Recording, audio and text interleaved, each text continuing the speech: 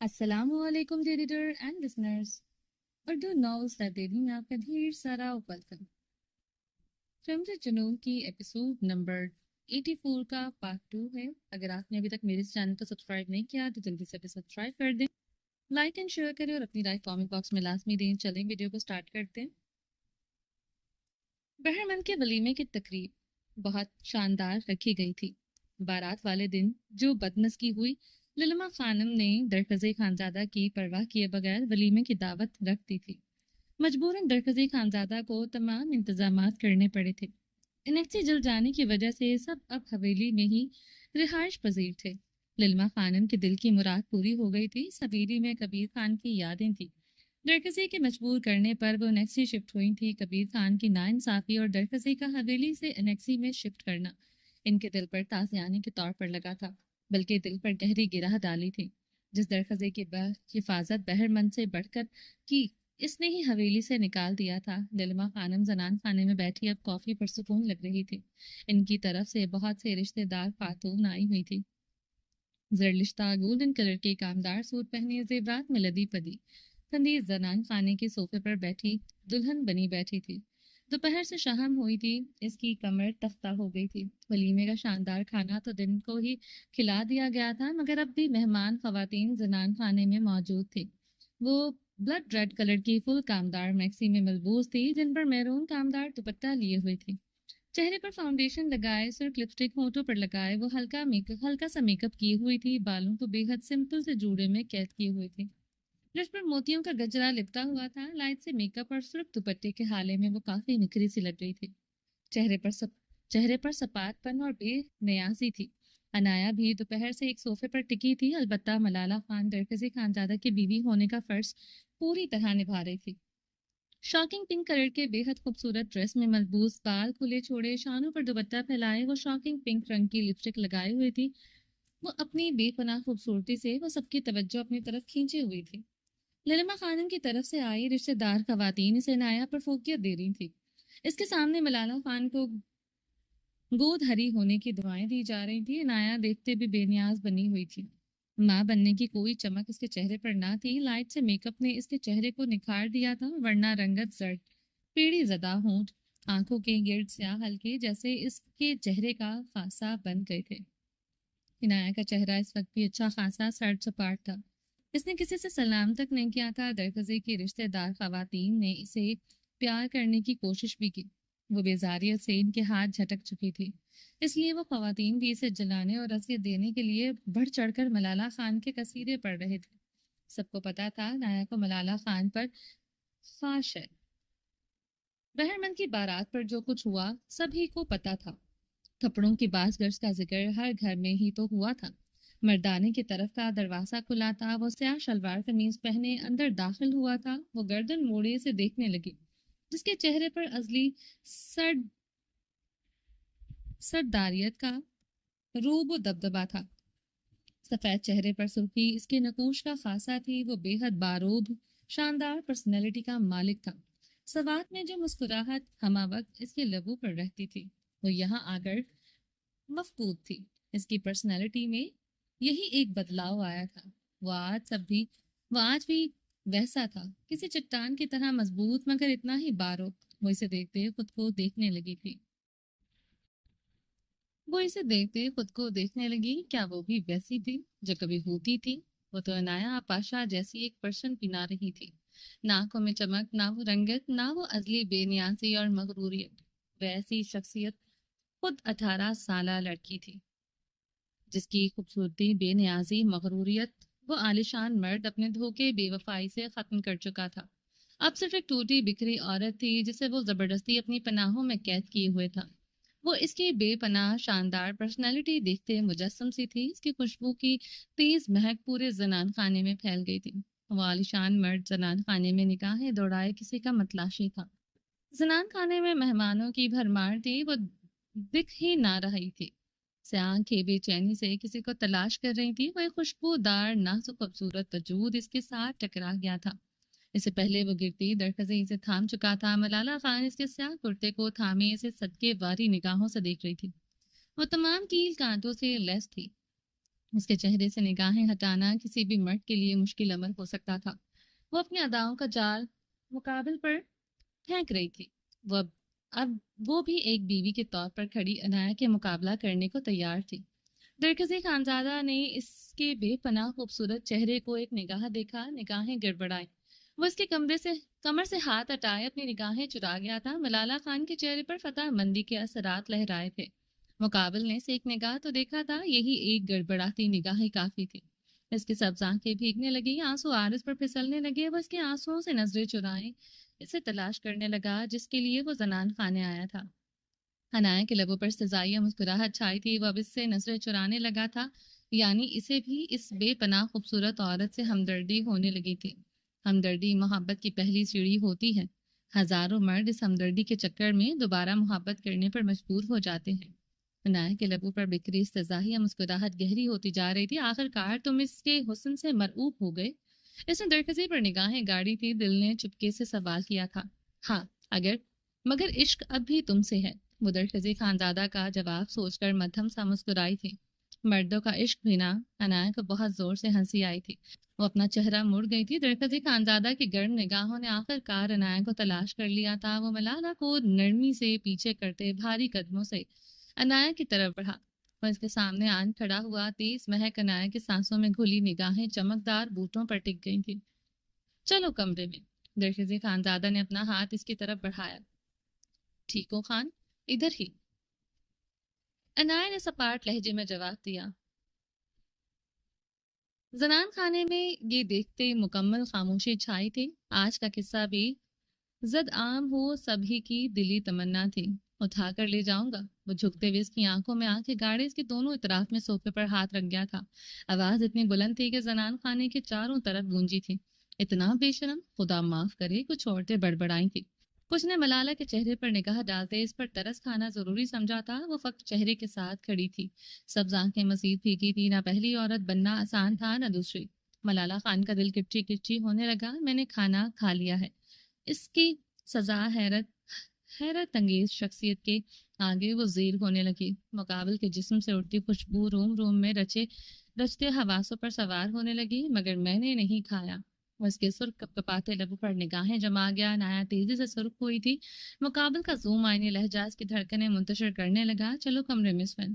لہجہ گمبھیر ہوا، آواز سرگوشی میں ڈھلی۔ تپش زدہ سانسیں عنایت کے کان کی لو پر بکھری تھی۔ لہجے میں کوئی حکم نہ تھا، صرف بھاری سرگوشی تھی جس میں پیاس تھی۔ عنایت جو ابھی لمحہ بھر پہلے سرد وجود تھی اب برف کی طرح پگھلتی جا رہی تھی۔ مقابل اسے بے بس کرنے کی صلاحیت رکھتا تھا۔ چلو سن۔ وہ پھر سے اپنی مضبوط ہتھیلی اس کی طرف بڑھا گیا تھا۔ عنایت کا کپکپاتا ہاتھ اس کی مضبوط ہتھیلی پر آن ٹھہرا تھا۔ وہ اپنے آنسو پیتی کھڑی ہوئی، درکزی مسکراتے ہوئے اس کا ہاتھ تھامے کمرے کی طرف چل پڑا تھا۔ سب کی ترہم آمیز نگاہیں اب ملالہ خان کے وجود پر گڑی تھی جو بری طرح کپکپا رہی تھی۔ خوبصورت چہرے پر حسد و رقابت تھا۔ آچھی گلابی رنگ سے رنگے ہونٹ بری طرح کپکپا رہے تھے۔ اس کا وجود سوئیوں کی نوک پر تھا۔ خود کچھ بدبخت عورتوں کو سب گواہ کر ہی سمجھ آتا ہے۔ للما خانم کے دل جلانے والے طنز پر وہ انہیں زخمی نگاہوں سے دیکھتے ایک راہداری کی طرف تیزی سے بڑھی تھی۔ وہ بھاگتے ہوئے اپنے کمرے کی طرف بڑھ گئی تھی۔ درکزی خانزادہ دروازے کو لاک لگاتے اسے اپنی مضبوط باہوں میں قید کر گیا تھا۔ عنایت لب کو چلتی اس کے سینے سے لگے اس کی دھڑکنیں سن رہی تھی۔ تمہاری خوشبو کہیں نہیں سوئن۔ اس کا چہرہ اپنے ہاتھوں میں بھر گیا تھا۔ آپ کو کوئی کام تھا خان؟ عنایت کے ہاتھ جھٹکتے مرر کے آگے کھڑی ہوتی اپنے دوپٹے کو پینوں کی قید سے آزاد کرنے لگی۔ Oh, please, stop calling me Khan. I hate that word. درکزی نے اس کی پرس کو گھورتے کہا۔ Oh, how original you are. عنایت نے اپنی دوپٹہ اتارتے بیڈ پر پھینکا۔ وہ طنزیہ ہنسی تھی۔ کیا کہنا چاہتی ہو سوین؟ درکزی خانزادہ اس کی طرف بڑھتے اسے بازوں سے جکڑے اس کا رخ اپنے مقابل کر گیا تھا۔ خان لفظ سے ایسے چڑھتے ہیں جیسے آپ کی چوری پکڑی گئی ہو۔ جانتی ہوں آپ کو خان کہنے کہا کسی خوبصورت عورت کو ہے جس کی خوبصورتی سے آج آپ کے لیے نظریں چرانا مشکل ہو رہا تھا۔ عنایت کی آنکھوں میں دیکھتے تلخی سے ہنسی تھی۔ درکزی سے سنجیدگی سے دیکھتے لب کھینچے ہوئے تھا۔ مجھے نظریں چرانے کی ضرورت نہیں سوین۔ وہ آپ کی بیوی ہے، آپ چاہیں تو کمرے میں جا کر اسے گھنٹوں دیکھ سکتے ہیں۔ وہ تمسخراتی لہجے میں درکزی کی بات پوری ہونے سے پہلے کاٹ چکی تھی۔ درکزی اسی لمحے خاموش ہو گیا تھا۔ رات کو جائیں گے۔ اس کے کمرے میں ساری کسر پوری ہو جائے گی، دیکھ بھی لیں گے، اس کی خوبصورتی چکھ بھی لیں گے۔ وہ مرر میں دیکھتے اپنی چوڑیاں اتار رہی تھی۔ میرون رنگ میں اس کا دوآتشا بدن قیامت خیز لگ رہا تھا، مگر اسے اپنا آپ بے انتہا حقیر اور بدصورت لگتا تھا۔ وہ دوسری عورت اسے خوبصورت ہونے کا غرور بھی چھین چکی تھی۔ وہ اس ذہنی کرب سے گزر رہی تھی جو پاس کھڑا انسان کبھی جان ہی نہ سکتا تھا۔ میں نہیں جاتا اس کے قریب۔ درخت اس کے کانپتے بدن کو دیکھتے وضاحت دینے پر مجبور ہوا تھا، اپنے بچے کی فکر ستائی تھی۔ اچھا یہ کیا ہے پھر؟ عنایا نے سنگھار میز سے سلیپنگ اسپرے نکال کر زمین پر غصے سے دے مارا۔ وہ اسپرے درخزے کے پیروں میں آن پڑا تھا۔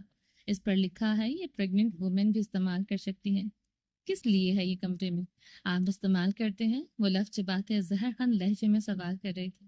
درخزینے سے دیکھتے اپنی آئیبرو انگلی سے مسلی تھی، روٹیاں بھیجے اور چہرہ لیے کھڑی تھی، بدن اضطراری انداز میں کانپ رہا تھا۔ میری جان، میری سوین، یہ میرے لیے ہی ہے۔ مجھے نیند نہیں آتی آج کل، گولیاں کھانے سے مجھے یہ اسپرے زیادہ بہتر لگا۔ درخزی نرمی سے بولتے اسے اپنی باہوں میں قید کر گیا۔ جھوٹ بول رہے ہیں۔ وہ اس کی باہوں میں قید رو پڑی تھی۔ قسم لے لو جان۔ وہ اس کے چہرے کو جکڑے اس کے بھیگے عارض پر لپ رکھ گیا۔ آپ کبھی مجھے چھوڑ کر اس کے پاس نہیں گئے؟ عنایا نے کان سے لہجے میں اس کی آنکھوں میں دیکھتے سوال کیا۔ تمہاری قسم سن۔ درخزی خانزادہ نرمی سے بولتے اس کی پیشانی پر لپ رکھا۔ اسے کبھی نہیں چھوا۔ وہ شبنمی آنکھوں سے اس کی آنکھوں میں گاڑے سوال کر رہی تھی۔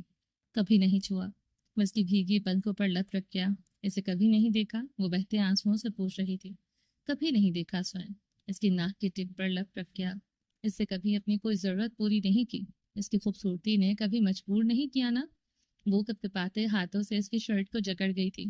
کرتے کے بٹن عنایا کی گرفت میں ٹوٹنے لگے۔ وہ اتنی مضبوطی سے شرٹ مقابل کا کرتا جکڑے ہوئی تھی، جسم پر لرزہ طاری تھا۔ مجھے ساری دنیا سے زیادہ خوبصورت تم لگتی ہو سوئن۔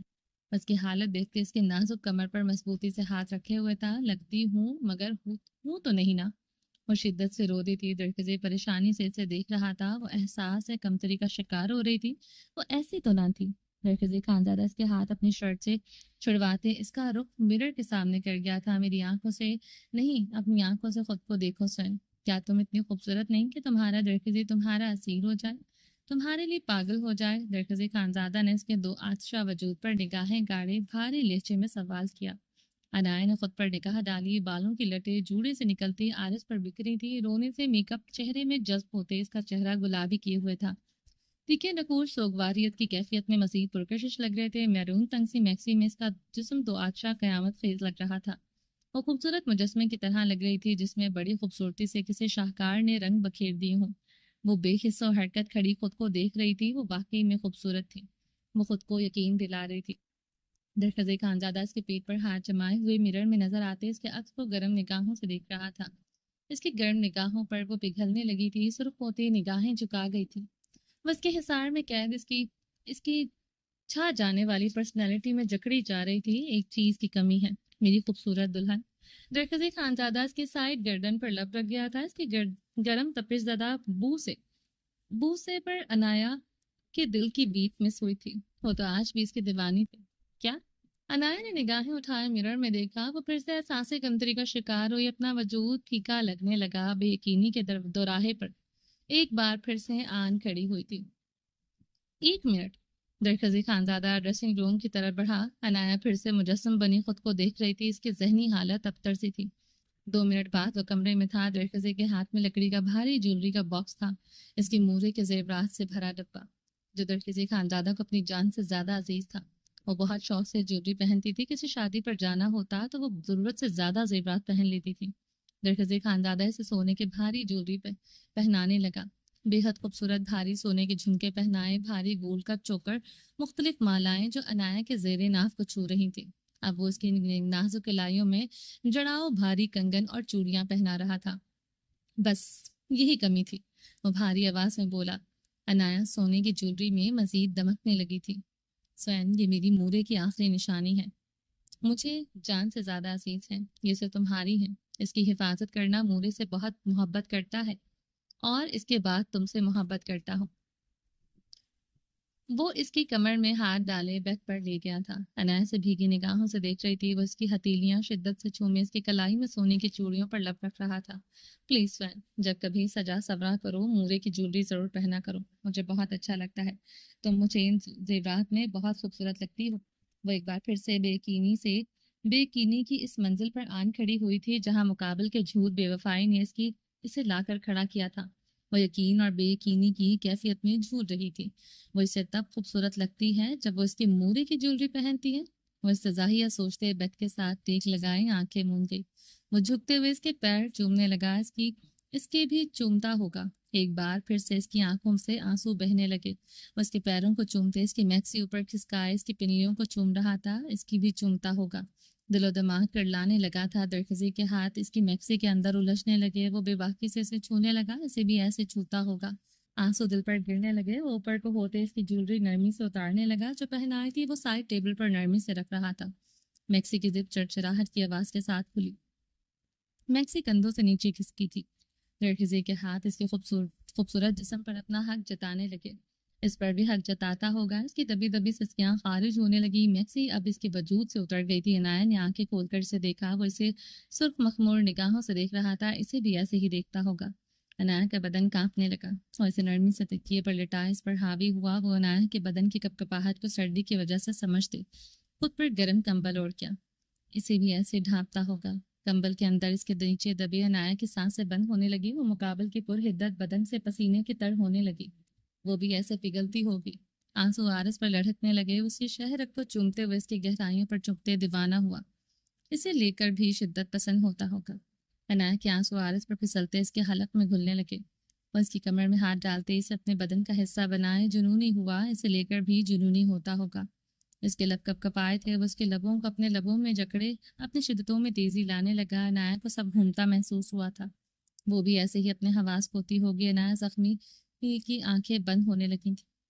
درخزی خانزادہ سے خود میں سمیٹے اس پر نرم گرم شدتیں ڈھا رہا تھا. وہ اس کی باہوں میں قید دوسری عورت کو ہی سوچے جا رہے تھے. وہ دوسری تھی یا وہ خود. قربت کی آخری ساعتوں میں اس کی زخمی سسکاریاں حلق میں گھٹنے لگی. وہ سچ میں پاگل ہو چکی تھی. اسے اب مقابل کی قربت میں سکون نہیں ملتا تھا. صرف وجود میں دھماکے ہوتے محسوس ہوتے تھے. وہ اپنا سر دونوں ہاتھوں میں جکڑ گئی تھی. کمرہ واقعی میں ہل رہا تھا. درخزی خانزادہ اس کے پہلو میں سفید ٹراؤزر پہنے، سفید ہاف سلیوز ٹی شرٹ پہنے، بنا کمبل کے گہری نیند سو رہا تھا. اس کے پرسکون مدھم خراٹے کمرے میں گونج رہے تھے. وہ سیاہ سلکی بیروں تک چھوتی گاؤن نما نائٹی پہنے بیڈ کے ساتھ ایک لگائے بیٹھی ہوئی تھی. ایک ہاتھ میں سلیپنگ سپرے پکڑا ہوا تھا. اس کی سانسیں گہری تھی. نازک بدن ہچکولوں کی زد میں تھا. نیند جیسے اس سے روٹ چکی تھی. کمرے میں جلتی مدھم سی نیلگو روشنی میں عنایت نے مرر میں خود کو دیکھا. ساری شادابی ختم ہو چکی تھی. اس کا بناؤ سنگھار اپنی شدتوں سے اجاڑ چکا تھا. وہ پھر سے اجڑی ہوئی عورت لگ رہی تھی. پہلے وہ اسی مرد کی قربت کے بعد دمکتی تھی. سارا دن چہرہ گلو کرتا تھا. اب وہ زرد سی لگ رہی تھی. عنایت نے اسپرے خود پر چھڑکتے اپنی بے ترتیب سانسیں درست کی. دوسرے لمحے وہ اس طرح کی کیفیت میں وہ اسپرے خود پر مزید چھڑکنے لگی. اس کی سانسیں جیسے کسی نے جکڑی تھی. وہ کھانسی کرتے اپنے پیٹ پر ہاتھ رکھ گئی تھی. گلابی آنکھیں درخزی پر تھی جو بنا کسی اسپرے کے گہری نیند سو رہا تھا. اس کے بری طرح کھانسنے پر بھی نہیں اٹھا تھا. یہ میرے لیے ہی ہے. مجھے نیند نہیں آتی آج کل. گولیاں کھانے سے مجھے یہ اسپرے زیادہ بہتر لگا. اس ستمگر کے لفظ سماعتوں میں گونجے تو عنایت نے وہ اسپرے اٹھا کر زمین پر پھینکا تھا. کمرے کی گمبھیر خاموشی میں زمین پر اسپرے کے گرنے کی آواز دور کر گونجی تھی. وہ پھر بھی نہیں اٹھا تھا. جھوٹا. وہ چیخنا چاہتی تھی مگر آواز حلق میں دبنے لگی. اس کے خراٹے بڑھتے ہی جا رہے تھے. عنایت کی گلابی نگاہیں ڈریسنگ مرر پر رکھے اس لکڑی کے بھاری ڈبے پر پڑی جس میں جولری تھی. پلیز فین، جب بھی کچھ سجا سورا کرو مورے کی جولری ضرور پہنا کرو. مجھے بہت اچھا لگتا ہے. تو مجھے ان زیورات میں بہت خوبصورت لگتی ہو. اس کے لفظوں کی بازگشت سماعتوں میں سنائی دی. شدت سے دل میں خواہش ہوئی وہ پہلو میں لیٹے مرد سے سب کو چھین لے. اس کا سکون، اس کے لبوں کی مسکراہٹ، اس کا بچہ، سب کچھ. وہ پیٹ پر ہاتھ رکھے درخزی کو دیکھ رہی تھی جس کے چہرے کا بلا کا پرسکون تھا. وہ بیڈ سے اٹھتے سنگھار میں اس کی طرف بڑھی تھی. جولری کا ڈبہ اٹھائے وہ ڈریسنگ روم کی طرف بڑھی. کچھ منٹوں بعد پھر سے کمرے میں تھی. اس کے قدموں کا رخ کمرے میں کھلتے اس دروازے کی طرف تھا جس کے نیچے بہتا دریا تھا. وہ بہت کم اس حصے کی طرف جاتی تھی. حویلی پہاڑ کو کاٹ کر بنائی گئی تھی. نچلا پورشن بھی کافی اونچا بنا ہوا تھا.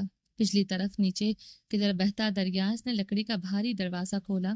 ٹھنڈی برفیلی ہواؤں نے اس کا وجود سرد ہوا. کمرے میں آتا دریا کا شور سماعتیں چیرنے لگا. برفیلی ہواؤں نے درخزی خانزادہ کی آنکھ کھلی تھی. اس نے سیدھے ہوتے گردن موڑے اس دروازے کو دیکھا. وہ عنایت کی پشت اور اس کے ہاتھ میں جولری باکس دیکھ چکا تھا. اس کی نیند سے بوچھل سرخ آنکھوں میں تہیر پھیلا. یکدم کمرے میں زوردار دھماکے کی آواز سنائی تھی, جیسے دریا میں کوئی بھاری چیز گری ہو.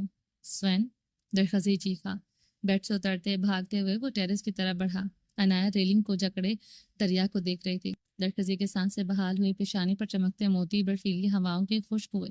وہ آنکھیں مودے زیر لب خدا کا شکر ادا کرنے لگا.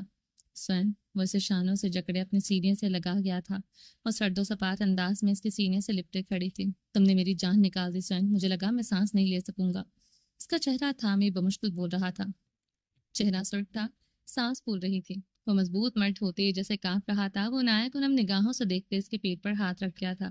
عنایت کے لبوں پر تلخ مسکراہٹ دوڑی تھی. کس چیز کی آواز تھی سوین؟ مجھے لگا خدا نخواستہ تم. وہ بے ترتیب سانسوں سے بولتے رکا تھا. عنایت کے ہاتھ خالی تھے. وہ جولری باکس اس کے ہاتھ میں نہیں تھا. درخزی نے ٹیرس پر نگاہیں دوڑائیں. وہ باکس کہیں نہیں تھا. اس کے قدم لڑکھڑائے تھے. نگاہیں بے یقین ہوئی تھی. سانسیں مزید بے ترتیب ہوئیں. لفظ حلق میں گھٹے تھے. وہ اس کی مورے کا جولری باکس دریا میں پھینک چکی تھی اور اس کے سامنے چہرے پر سرد مہری اور بے حسی سجائے کھڑی تھی. درخزی خانزادہ کی صرف ڈورے تیرتی آنکھیں نم ہوئی. وہ اسے شانوں سے جکڑ گیا. نم سرخ نگاہیں عنایت کی سرد و سپاٹ آنکھوں میں گڑی تھی. کیوں؟ درخزی کے لب کپ کپ آئے تھے. آواز حلق سے نہیں نکلی تھی. مقابل کے چہرے پر بے حسی اور کوئی بھی ندامت نہ دیکھتے درخزی خانزادہ کا وجود جیسے آندھیوں کے زد میں آیا تھا. وہ بنا کچھ کہے کمرے کی طرف بڑھ گیا تھا. درخزی خانزادہ نے کمرے میں آتے کمرے کے وسط میں پڑی ٹیبل کو زوردار ٹھوکر ماری. وہ الٹ کر دور جا گری. وہ اپنے بال مٹھیوں میں جکڑے پھولتی سانسوں سے چیختے ہوئے کمرے کا حلیہ بگاڑ رہا تھا. اس کا دل بند ہو رہا تھا. عنایت نے لبوں پر استضائی مسکراہٹ سجائے اپنی نم نگاہیں دریا پر جمائے ہوئی تھی. نازک وجود کپ کپاتا ہی جا رہا تھا. زنیشا اپنے کمرے میں جلے پیر کی بلی کی مانند چکر لگا رہی تھی. زرق خانزادہ کا انگوٹھا کانگو میں تھا. زرق خانزادہ کانگو میں تھا. اس نے سبرینا ملک سے ملاقات کی تھی.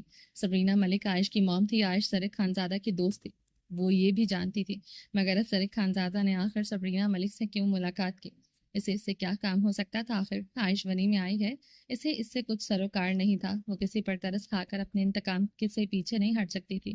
مگر زرق خانزادہ عائش ملک پر ترہم کھائے یہ بھی قبول نہ تھا. وہ پاکستان آ چکا تھا. اس وقت اسلام آباد کے ہوٹل میں تھا. وہ حویلی کیوں نہیں آیا؟ وہ پاگل ہو رہی تھی. زنیشا نے اپنے موبائل اٹھائے. اپنے لب کو چلتے زرق کا نمبر ملایا. زرق نے اپنے سرہانے بجتے موبائل کو اٹھایا. نیند میں ہی کون سے لگایا. آنکھیں ہنوز بنتی. ہیلو. وہ بوچھل آواز میں مدھم خراٹے لیتے بولا. وہ جان بوجھ کر خراٹے لے رہا تھا. فون پر اس کی بیوی تھی. وہ جانتا تھا آدھی رات کو زنیشا کے علاوہ اسے کوئی کال کر کے اس کی نیند ڈسٹرب نہیں کر سکتا. سو رہے ہو؟ زنیشا کی جھنجھلاتی غصیلی آواز پر اس کی نیند بھگ سے اڑی تھی.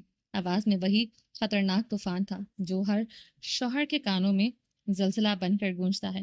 زینی جان, رات کو چمگادڑوں کے علاوہ سب سوتے ہیں. رات کا 1 بج رہا تو سو ہی رہا ہوں گا نا. وہ کمرے میں لگی کھڑکی کو دیکھتے بولا.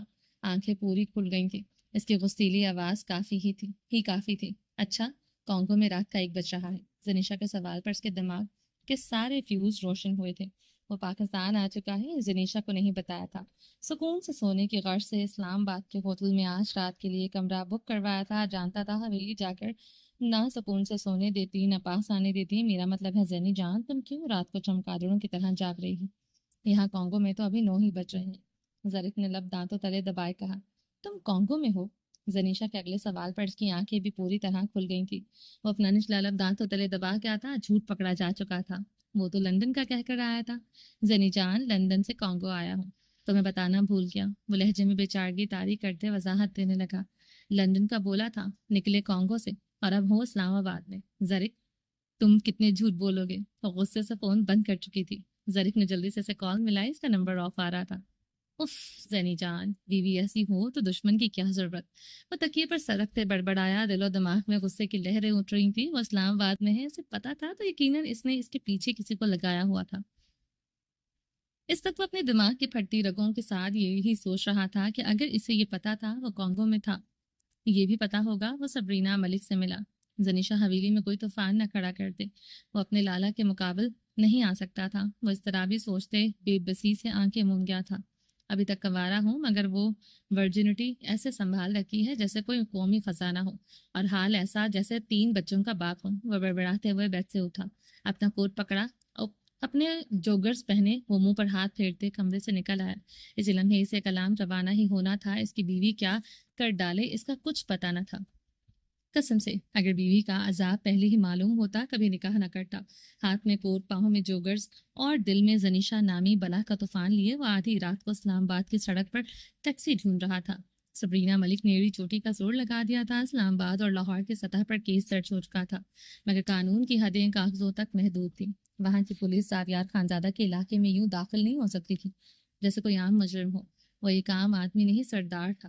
جنگل کے قانون میں سردار خود قانون ہوتا ہے، وہ بھی اس کے اس علاقے میں جہاں اس کی پاور تھی۔ سبرینا ملک کا کیس کافی کمزور تھا۔ وہ میڈیا کی مدد لیتی تو اذان ملک کو ارتضیٰ خان کے کیس میں عدالت پیش ہونا پڑتا۔ وہ عدالت کا دروازہ کھٹکھٹانے کا مطلب تھا اذان کو عوامی عدالت کے سامنے بے نقاب کرنا۔ اگر وہ عائش ملک کی تحویل کا کیس کرتی تو زاویار عائش کو چھوڑتا یا نہیں، مگر اذان ملک کو ہر حال میں پولیس کی تفتیش سے گزرنا پڑتا۔ اذان ملک کی ایسی حالت نہ تھی وہ عدالت کے چکر لگاتا۔ اذان ملک فون پر مان چکا تھا، اس نے ارتضیٰ خان کا قتل کیا۔ اذان ملک نے ایک اور بات بتائی تھی جو سب سے زیادہ خطرناک تھی، ان کے حق میں بہت بری جانے والی۔ زاویار خانزادہ کے پاس اس کی وہ ریکارڈنگ تھی جس میں وہ اقرار کر رہا ہے کہ اس نے یہ قتل کیا ہے۔ جو زاویار خانزادہ نے اس سے کہا وہ اذان ملک نے اس ویڈیو میں ریکارڈ کروایا تھا۔ بیان لینے کے بعد اس پر بے رحمانہ تشدد کیا گیا۔ زاویار خانزادہ بے حد ظالم مغرور انسان تھا۔ وہ ایک بات کے بارے میں جان چکی تھی، عالیان خان کے گہرے تعلقات حکومتی سطح پر تھے، بیوروکریٹس سطح پر ان لوگوں کے تعلقات تھے، اور عائش اب عائش ملک نہیں زاویار خانزادہ تھی۔ مصطفیٰ ملک اور سبرینا ملک فون پر ایک دوسرے پر تمام الزامات دھر چکے تھے۔ وہ دونوں ایک دوسرے سے چیخ و پکار کرتے اس سب کے ذمہ دار ایک دوسرے کو قرار دے چکے تھے۔ وہ دونوں ہمیشہ یہی کرتے آئے تھے اور آج بھی یہی کیا تھا۔ سبرینا ملک کی گاڑی اس وقت کلام کی طرف رواں تھی۔ اس گاڑی میں اس کے ساتھ اس کے چند پرسنل گارڈز تھے۔ وہ وہاں کی پولیس سے مدد مانگ چکی تھی مگر زاویار خانزادہ کی حویلی جانے کے لیے تیار نہیں ہوئے تھے۔ اب امریکی سطح پر اس کی مدد ہو سکتی تھی مگر یہ سب آسان نہ تھا۔ اس میں بھی اذان ملک ہنستا تھا۔ بیٹی یا بیٹا قربان کرنا پڑتا تھا۔ بیٹے کی حالت اچھی نہیں تھی، وہ کیا کرے سمجھ نہیں آ رہی تھی۔ وہ سفید رنگ کی جینس پر سفید رنگ کا فٹنگ میں شارٹ کرتا پہنے ہوئی تھی۔ اس کے جسم کے تمام خد و خال اس کے ڈریس میں اجاگر ہو رہے تھے۔ صرف ڈالر گلے میں ڈال رکھا تھا، لبوں پر تیز رنگ کی صرف لپسٹک لگی تھی۔ کندھوں سے نیچے آتے بال کھلے تھے۔ وہ پچھلی سیٹ پر بیٹھے اس طرابی انداز میں اپنا ایک ٹانگ مسلسل ہلا رہے تھے۔ وہ اگر کسی سے محبت کرتی تھی تو وہ عائش ہی تھی۔ عائش میں اس کی جان بستی تھی۔ پچھلے 2 دن سے وہ کانٹوں پر لوٹ رہی تھی۔ ایک لمحہ سکون سے نہیں گزارا تھا۔ عائش اور اذان اپنے باپ کے پاس ہی ہیں، وہ اس لیے ان سے مکمل لاپرواہ تھی۔ انہیں کبھی کوئی تکلیف بھی پہنچ سکتی ہے، اس نہج پر کبھی سوچا ہی نہیں تھا۔ مصطفیٰ ملک نے دونوں کو ہتھیلی کا چھالا بنا رکھا ہوا تھا۔ وہ ایک اچھا باپ تھا، یہ بات تو وہ جانتی تھی۔ پیسہ، پاور، سب کچھ تھا۔ اسے لگا اس پر، اس کے بچوں پر کبھی کوئی آنچ نہیں آ سکتی۔ اور ونی میں تو غریب کی بیٹیاں جاتی ہیں۔ سبرینا ملک کی بیٹی عائش ملک ونی میں ہے، یہ بات تو سماعتوں کو گراہ گزرتے چیر رہی تھی۔ یہ ناممکن تھا، عائش ملک کسی کی ونی میں نہیں ہو سکتی تھی۔ اس طرح کسی خنجر کے زخم کی طرح سینے میں پھیل رہا تھا۔ سبرینا ملک موبائل نکال کر عائش کی تصویریں دیکھنے لگی، جینز شرٹس میں مسکراتے ہوئے۔ اس کا دل کھنچنے لگا۔ موبائل کی اسکرین پر عائش کی مسکراتی تصویریں اسے نوچ رہی تھیں، ہر مسکراہٹ جیسے تماچا بن کر اس کے چہرے پر برس رہی تھی۔ اس نے موبائل کی اسکرین سکرول کی۔ اب زاویار خانزادہ کی تصویر اس کے سامنے آئی تھی جو اس نے اپنے ذرائع سے حاصل کی تھی۔ وہ سیاہ شلوار قمیض پہنے، سیاہ شال کندھوں پر ڈالے، چہرے پر غرور سے لبریز ہنسی، بلند قد و قامت، چٹان جیسا مضبوط بدن، سرخ و سفید مغرور تنے ہوئے نقوش، وہ دیکھنے میں ہی بے حد شفاف ظالم لگ رہا تھا۔ اس کی تصویر پر رکھی سبرینا ملک کی انگلیاں کپکپانے لگی تھی، آنکھوں سے لہو ٹپکنے لگا۔ جس طرح اذان ملک پر تشدد کیا تھا، کیا عائش کو اس نے کچھ نہ کہا ہوگا؟ یہ سوال نہ تھا، آگ تھی جو وجود کو جلا چکی تھی۔ موبائل سیٹ پر اچھالتے اپنے بال مٹھیوں میں جکڑے چیخ رہی تھی، ایسے ہی چیخیں جو وہ اکثر تنہائی میں بند کمرے میں مارتی تھی، آج گاڑی میں مار رہی تھی۔ آسمان کی بلندیوں کو چھوتے چھوتے سبرینا ملک خود کو بہت پیچھے چھوڑ آئی تھی۔ سب کچھ پا کر بھی خالی پن تھا، کچھ بھی نہ تھا جیسے. You are not a role model, you are a news flick only. ایک تصویر، ایک کیپشن ہو کے تم پاورفل وومن ہو، مگر حقیقت میں ایک ہاری ہوئی عورت جس کے پاس یہ کامیابی کی مسکراہٹ تک جاری ہے. درک کے الفاظ سماعتوں میں گونجے تو اس کی دل خراش چیخیں بڑھنے لگی. میں اپنی بیٹی تمہارے پاس نہیں چھوڑوں گی زاویہ خانزادہ، میں کوئی کمزور عورت نہیں ہوں. عائش کو لے کر ہی چلوں گی، قانون نے مدد نہ کی، اپنی طاقت استعمال کروں گی. وہ سیٹ پر سر ٹکائے چیخ رہی تھی. کلام ابھی بہت دور تھا مگر اس کی دل خراش چیخیں گاڑی میں گونجتی جا رہی تھی. سیاہ چند پر برف، برف ہی برف تھی. بے آواز بے رحم سفید چادر میں لپٹا وہ جہاں جس نے ہزاروں جذبے اپنے اندر دفن کیے. سردی کی وہ لہر جس نے ہڈیوں کو چبا ڈالا تھا. سانسیں دھند بن کر ہوا میں تحلیل ہو چکی تھی. وہ اس کے سینے میں دھڑکتا دل اب جیسے ٹھہر سا گیا تھا. شاہویر ملک پہاڑوں کے بیچ نیم بے ہوش آنکھیں بند کیے ہوئے پڑا تھا، جیسے اب بھی نیند سو رہا ہو.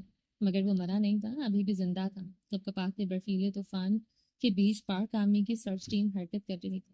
ہر ایک کے کندھے پر 30 کلو کا سامان تیار تھا. تیار بیک اپ میڈیکل کٹ اور آنکھوں میں ایک ہی جستجو تھی، میرے شاہویر ملک کو ڈھونڈنا ہے اور زندہ. ریسکیو ٹیم کی کمان کرنل رافع قریشی کے ہاتھ میں تھی. وہ شاہویر کے سینئر اور دوست دونوں تھے. جب جی پی ایس سگنل کی آخری جھلک ملی تو وہ اپنی ٹیم کو لے کر نکل پڑ رہے تھے. پچھلے کئی دنوں سے وہ شاہویر ملک کو ڈھونڈ رہے تھے مگر آج امید کے ڈور مضبوط تھی. سپاہیوں کے پاؤں برف میں دھنس رہے تھے. آکسیجن سلنڈر کی طرح خطرناک حد تک کم ہو چکی تھی مگر وہ پاک آرمی تھی، دنیا کی طاقتور پاک آرمی جس نے ہارنا سیکھا نہ تھا. لبوں سے اللہ اکبر کی صدا نکلتی تو دشمن زمین میں دھس رہا تھا. وہ سپاہی ہر خطرناک موسم کی پرواہ کیے بغیر چلتے ہی جا رہے تھے. اچانک ایک غار جیسا ٹیلا دکھا تو سب کی رفتار دگنی ہو گئی. وہ اب جیسے برف پر بھاگ رہے تھے. چہرے پر چمک تھی. سر وہ رہے. سپاہی یاسر نے چیخ کر اشارہ کیا. شاہویر. وہ برف میں اوندا گرا تھا، سانسیں مدھم، چہرہ نیلا، ہاتھ سردی میں اکڑ چکے تھے. مگر اس کی جیکٹ کے اندر سینے پر بندھا ایک چھوٹا سا لاکٹ جس میں عائش کی تصویر تھی وہ اب بھی گرم تھا. تمام سپاہی بھاگ کر شاہویر ملک کے پاس پہنچ چکے تھے. میجر شاہویر، ریسکیو ٹیم حاضر ہے. سر ہمیں سن رہے ہیں؟ کرنل رافع شاہویر ملک پر جھکے تھے، ہاتھ اس کے ماتھے پر رکھا. بخار ہے، شاید ہائپوتھرمیا، فوراً آکسیجن دو. نیڈل دو، شاک پوزیشن میں لاؤ. کرنل رافع شاہویر ملک کا ہاتھ تھامے ہوئے چیخ رہے تھے. ایک فوجی آگے بڑھا، اپنے کندھے سے بیگ اتارتے میڈیکل کا سامان نکالا. فوراً اس کے ہاتھ میں آئی وی لگائی، دوسرا اسے کمبل میں لپیٹنے لگا. ایک نے سیٹلائٹ فون سے ہیڈ کوارٹر رابطہ قائم کیا تھا. سیاچن گلی 009 کنفرم دو، ایمرجنسی ہے. ہیڈ کوارٹر اطلاع مل چکی تھی. شاہویر ملک کا جسم برف پر اکڑا پڑا تھا. شاہویر کے جسم کو ہیٹ تھرمل بلینکٹ میں لپیٹا گیا تھا. اسے آکسیجن ماسک پہنا دیا گیا تھا. اس کے برفیلے گال پر ایک آنسو تھا، شاید سردی کا یا شاید عائش کی یاد کا. سر وہ ہذیانی میں بول رہے تھے. ایک سپاہی جھک کر سینے سننے لگا. میجر رافع بھی شاہویر ملک پر جھک چکے تھے. عائش مجھ سے ناراض نہ ہو جائے، میں نے تمہیں آخری بار دیکھنا تھا. شاہویر کی مدھم سرگوشی سنتے کرنل رافع کے دانت میں دانت پیوست ہوئے تھے. عارف ملک میجر شاہویر ملک کی کمزوری تھی، وہ جانتے تھے. کرنل رافع نے اس کا ہاتھ تھاما تھا. ہم تمہیں واپس لے جا رہے ہیں شاہویر ملک، تم اب تنہا نہیں ہو. بس کا ہاتھ مسلنے لگی. ہیلی کاپٹر کی گڑگڑاہٹ فضا میں گونجی تھی. MI-17 ریسکیو 4 پر برف کے میدان میں لینڈ کرنے لگا تھا. فوجی جوان میجر شاہویر ملک کو جلدی سے اسٹریچر پر اٹھاتے اسے لے کر ہیلی کاپٹر کی طرف دوڑ رہے تھے. برف کی ہوائیں ان کے چہروں پر چھریوں کی طرح برس رہی تھیں مگر کوئی نہیں رکا تھا. میجر شاہویر ملک کی زندگی ان کی سانسوں سے بھی زیادہ ضروری تھی. ہیلی کاپٹر کے اندر شاہویر ملک اب نیم بے ہوش تھا. کمپاؤڈر نے نبض چیک کی. دل کی دھڑکن کمزور ہے مگر زندہ ہے، وہ تشویش انداز میں بولا تھا. کرنل رافع نے شاہویر ملک کے سینے پر وہی لاکٹ دیکھا جس میں عائش کی تصویر تھی. سینہ یک ٹھنڈا تھا مگر لاکٹ ویسے ہی گرم تھا. کیا یہی وجہ ہے تمہاری زندگی کی دوست؟ کرنل رافع نے جھک کر سرگوشی کی تھی. ہم تمہیں اس کے پاس لے کر جا رہے ہیں، کرنل رافع نے مضبوط آواز میں کہا. شاہویر ملک کا دل کی دھڑکنیں کمزور پڑ رہی تھی. کرنل رافع وہ گرم لاکٹ کو شاہویر ملک کی دھڑکن پر رکھ گئے تھے. برف کے چادر میں بھی دل نے تیرا نام لکھا تھا، سیاچن کی خاموشی میں بھی عشق نے کلام رکھا تھا. چلیں جی باقی کا نیکسٹ ایپیسوڈ میں کنٹینیو کریں گے. امید ہے آپ کو یہ ایپیسوڈ پسند آئی ہوگی. چینل کو سبسکرائب نہیں کیا تو جلدی سے بھی سبسکرائب کر دیں, لائک اینڈ شیئر کریں اور اپنی رائے کامنٹ باکس میں لازمی دیں. میرا دوسرا چینل ہے رومانٹک اردو ناول, اس کو بھی جا کے جلدی سے سبسکرائب کر دیں.